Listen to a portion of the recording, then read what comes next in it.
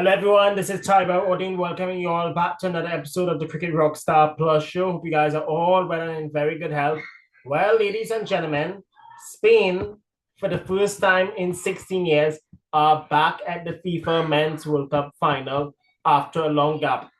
Very interestingly, ladies and gentlemen, as I start the show, the last time Spain made the FIFA World Cup Final was when they had the golden generation of the 2000s from the likes of Carlos Puyo, Gerard Piqué, Xavi Hernandez, Andres Iniesta, Iker Castillos, and the list goes on. Now the next generation that has the likes of Lamine Lamal and company have brought the Spaniards back to the biggest showpiece match after a gap of 16 years. On the whole, it was a masterclass and team effort, and they have to thank the two guys, Oyarzabal and Puro, for the two goals, or as what they say in Spanish, golazo.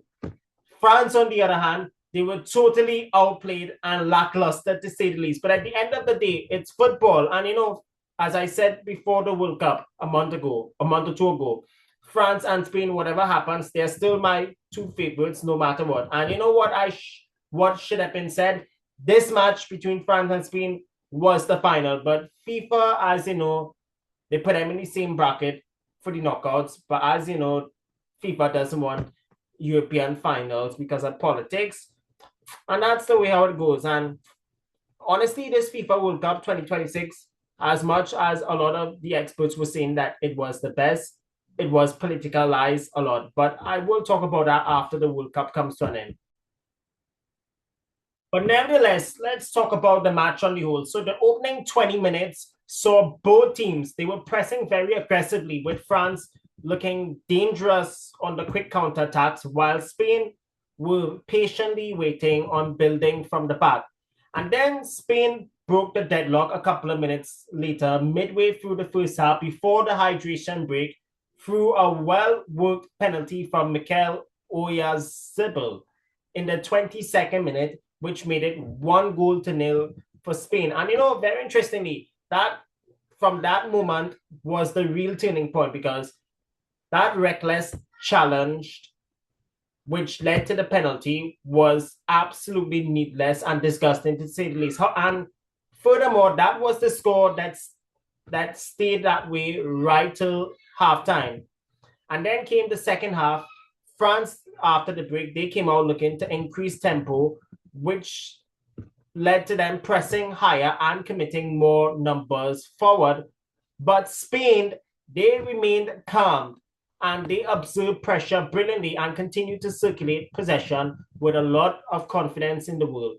And then midway through the second half, Spain landed the killer blow just under the hour mark in the 58th minute, courtesy Pedro Porro, to make it 2-0, following a clinical finish. And from right there on, Spain expertly saw the match out, frustrating every single French attempt at a comeback before the referee signaled the end of the game. Overall, La Rojas produced a textbook modern football masterclass, in particular in a knockout game. Their midfield triangle dictated the pace, consistently winning the tactical matchups, so as creating overloads, recycling the possession, and forcing the French to chase shadows to long stretch. On the defensive side of things, Spain stayed compact under immense pressure and won most of the second balls and limited France to very few high-quality opportunities. France, they may have had their moments where they looked compatible on getting back into the contest, but at the end, their final pass lacked precision. That's all I have to admit. They were absolutely horrible today.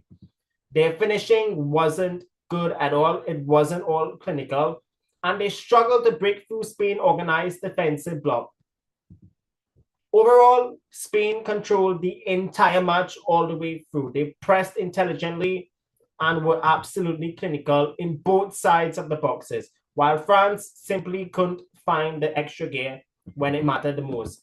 You may recall the last FIFA World Cup final, where France came back from 2 goals down to force penalties, but there wasn't all that energy that they had from 4 years ago for today. They were completely a disappointment on the whole. And if you look at the stats, ladies and gentlemen, Spain, they had the upper hand in a big, big way, especially for knockout game. The possession, Spain 40% to France's, or correction, Spain 60% to France 40%. 15 shots on goal for La Rojas, while Les Bleus only had 10. As for the shots on target, Spain had 6 compared to France 3. Spain had 5 corners compared to France, who only had 4. And the pass accuracy, Spain 91% to France's 86%. France committed 12 fouls compared to Spain's 10. And only 3 yellow cards were given out today, 2 for Les Bleus and 1 for La Roja. On the other hand, the Spanish completely outplayed the French in every single department.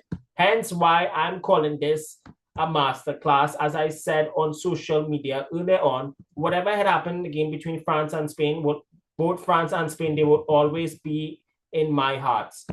Spain will now meet either England or Argentina for the biggest showpiece match on Sunday in New York, New Jersey Stadium, while France, on the other hand, they will now await the loser of tomorrow's match between Argentina and England. And let me tell you something, ladies and gentlemen, the FBI has beefed up security in a big way. Now, in case you guys do not know about the history that Argentina and England have, they do not like one another.